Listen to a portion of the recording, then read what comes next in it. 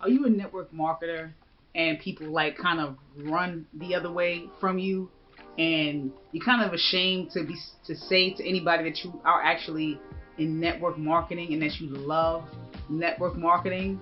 I was just like you, and it doesn't seem like it's working after you surpass your friends and family, if you even have the support of them. So I'm going to share with you three mistakes that not only beginning network marketers make, but people who've been in it for a while and you're trying to figure out how in the world you're going to make it work. And I'm going to show you those three mistakes right now.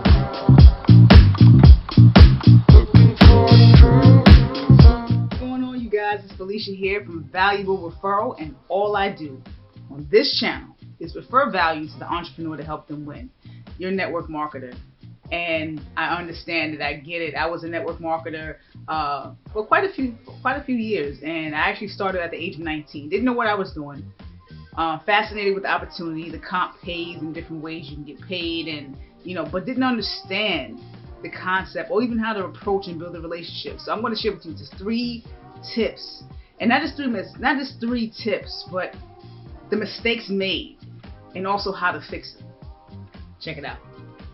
Alright, let me tell you firsthand that most people that's successful right now today started in network marketing. About 60% of the online entrepreneurs started in a field called MLM, network marketing. I know sometimes, at least nowadays, network marketers get a bad rap, as being a pyramid scheme. Some can be, or just being a little too pushy and, a little overbearing. So I get it. And like I said, I started at the age of 19, guys, so I can relate to network marketers. And sometimes when you actually tell people that you are a network marketer, and the people who actually are proud to say it, they kind of like, okay, you one of those. Like, get back from me. Like one of the, I don't know what neighborhood you live in, but like, you kind of just be like a Jehovah Witness that's knocking on your door on a Saturday when you're trying to get good sleep. So I get it.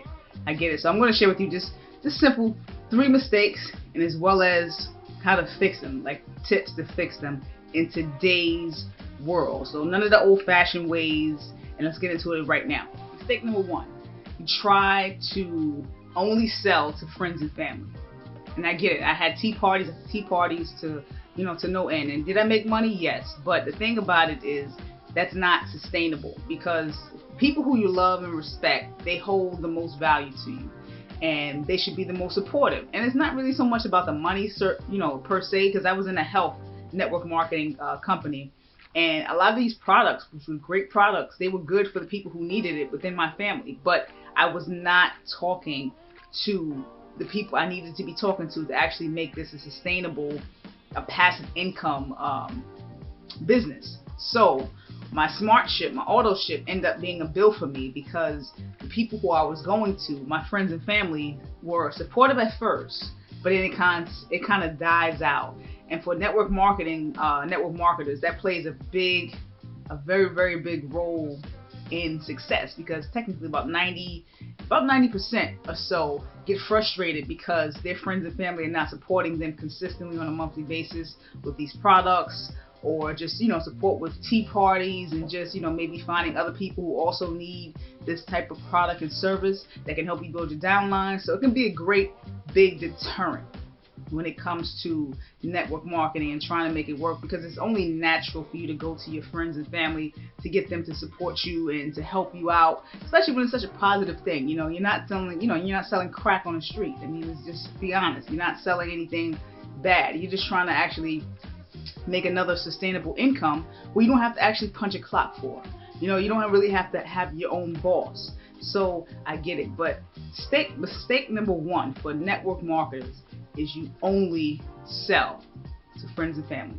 Mistake number two: network marketers tend to send people who are interested outside of your friends and family to a site called what I call the anti-salesman site. And what that is the corporate website. I understand your downline is telling you to, hey, anybody that wants to order online, you can send them straight to the corporate website. They can place their order. That sounds very, very cool when you just look at it. But guys, when you actually buy your own products from your corporate site, it kind of gets a little daunting. It's like a tedious task. They ask you for everything. You know what I mean? It's not really meant to sell. It's not really meant to grab the person's desire and wanting to buy, because there's so many options. You know, like I said, I was in the health MLM, and there's so many options, and you know, they ask you all types of questions. What's your name? What country you're from? Your gender, your license plate. You know, it gets out of control, because besides the options, just the question they ask you just to go to the cart and actually checking out is ridiculous. So just imagine, you know, let's say you've seen somebody you like, guy, girl, whatever, and you approach them and you guys kind of hit it off, and you guys are talking, and this is going really well. Like, the conversation is going great, and you want to ask them, and hey, listen, you know, one day can we grab brunch, lunch, dinner, whatever it is? And they say yeah. So as they're about to take out their phone to give you a contact, you know, you say, hey, wait. Before you give me your phone number, you know, can you actually talk to my old cousin over there? He's kind of awkward, he smells bad, and he's a know-it-all. But guess what? After all of that, he'll take your contact, he'll take your information, we'll just hook up, you know, the next week or so when you're free and I'm free, we'll just hit it off. What is the likelihood of that person, or you seeing that person again? Very, very slim. It has to be almost like an act of God for you to actually now carry on that relationship after they get past your awkward cousin. And that's just simply what I call the, you know, the whole corporate site, because it's like an anti-deterrent. You send people to that site, most likely the bounce rate will be so high, because it's not meant to really sell people anything. You know, it's really meant for the people who sign up as the IBO. So that's mistake number 2. Sending people to the anti-salesman, aka the corporate site. Don't do that. Alright, mistake number 3. After we get past the friends and family, after we get past the people we send to the corporate site, now we kind of in the frustrating stage. And this is where, you know, a lot of people quit at this stage, if they even get to this particular stage right here. And this stage is simply the cloning stage. And what we do after we surpass the friends and family, maybe we had a few sales with them. You know, you maybe had a few people that was interested that you brought to the corporate site, and if luckily they actually went through it and got to the checkout and actually bought the product, now you're at the cloning stage, because now it's a frustrating thing. You can't really depend on your friends and family to actually help you, just for the simple fact that they don't really want to be involved in it, and they're kind of just supporting you just to try to be positive for buying from you like 1 or 2 times. So you have those people that come through the corporate site that you meet off the street or at work or at the gym, wherever. So you say, okay, if I can't sell products, the second way of actually making this happen in a passive way is to actually get somebody just like me who's looking for an opportunity to do the same things I did. You know, because all we need is a little bit. That's all we need. We don't need that much. We don't need a whole lot of, we really don't need 1,000 people in the downline to make this work. So all we need is like, you know, a couple of 100 people maybe. So I'm going to find somebody who I can actually show how to do a tea party, you know, and actually show how to find other people as well that's looking for great opportunity, you know, so they can actually possibly sustain a passive income. And all we got to do is keep cloning. So if they buy from me, I know I get paid because I brought somebody within the company, and they can sell to their friends and family. And you know, and once they get to the stage where it might not necessarily be really consistent for them, they just find somebody else who also does the same thing, and it creates a revolving door. It creates such a unstable downline. Because you really want rock stars, and in order for you to have rock stars, you need to be one in your own sense. That's just the truth. Because you need to know how to be a leader, and a leader does first, and then asks the student to do it, you know, after them. So that's the difference. You know, the leadership, the upline. A lot of these guys, they have good intent, you know, but they were only told to do what their upline told them to do, and it creates frustration, because there's 2 folds, there's 2 sides to network marketing. Either you can sell a bunch of products, or you can build your downline and they can actually keep recruiting people. But after a while, that money dwindles, guys. You know what I mean? Like, you can have 1,000 people in your downline, and if nobody really knows how to be a salesman, people are going to end up quitting. So that $30,000 you get a month, it's not going to be sustainable. You know, you might have a good 1, maybe 2-year run, but it's not going to be sustainable forever. So you really, really want to focus on trying to be a leader within your right and try to understand network marketing. And if you don't know much, too much how to network in a sense, you need to know how to market. And that is what I want you guys to take from this, to network market. And that's what a lot of people don't teach you in MLM.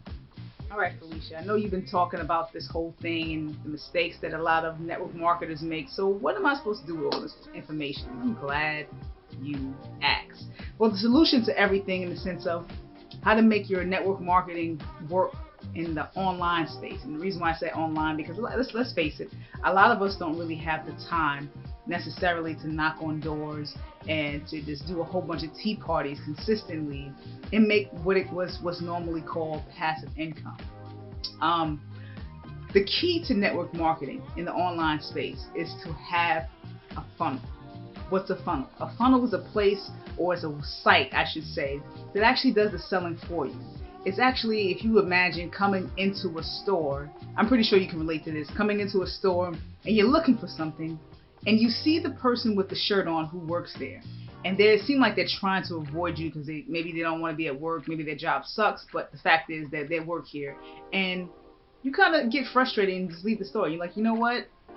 This store just lost a customer. Customer service is horrible. You know what I mean? This guy's kind of like, I'm getting close to him and he's like kind of walking fast or walking away, act like he doesn't see me.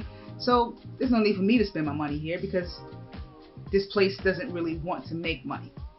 Funnels are totally different. Funnels is the opposite. Funnels, you bring people in to the opportunity of what it is you either sell or they're just a business opportunity. And there might be a video, maybe somebody from your upline, maybe it could be a story that you share because of products that work for you. And it actually does the selling for you. For instance, we have 3 funnels. Now, these funnels are free for the first 2 weeks. You can sign up if you want. I want to leave the link in the description. But the first funnel is the bridge funnel.